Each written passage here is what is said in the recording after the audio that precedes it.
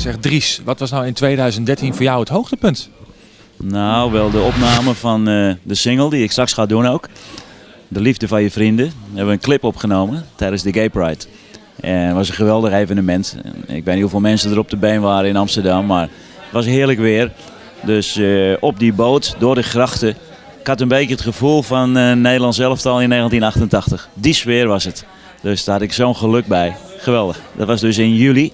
En we wisten dan, die week erop komt de single uit. Ja, toen wisten wij natuurlijk al dat we goud in handen hadden.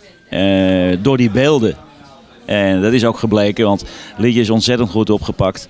Ik zag hem overal als Hollandse Nieuwe en troetelschijf en weet ik wat voor schijf allemaal. Ik heb er geen spijt van. Blikken wij vooruit. 2014, wat gaat dat Dries Roelvink allemaal brengen? Er komt over 2 weken een Engelstalige cd van me uit, een album. Ik doe een leuke presentatie in het Amstel Hotel. En ja, dat laat ik even een andere kant van mezelf zien. Ik ben ooit Engels begonnen. Dat weten de kijkers eigenlijk niet meer, denk ik. Want het is 25 jaar geleden. Maar ik vind het leuk om weer eens even terug te kijken naar die tijd. Ik heb 14 liedjes opgenomen. En dan zal ik weer eens wat andere programma's aan gaan doen. Ja.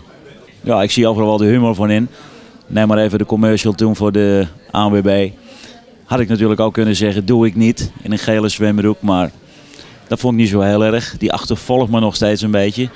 Maar ik zing ook veel in restaurants. En dan is het alleen met pianobegeleiding. Ja, en dan komt dat repertoire wat ik nu ga brengen. Dat komt daar mooi uit. Hè?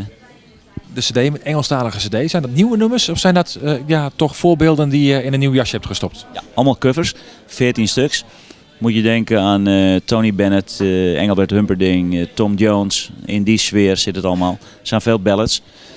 Het is een cd voor, wij zeggen, voor bij de open haard. Als je verliefd bent en je zit bij de open haard, glasje wijn. En dan kan die cd op de achtergrond iets doen.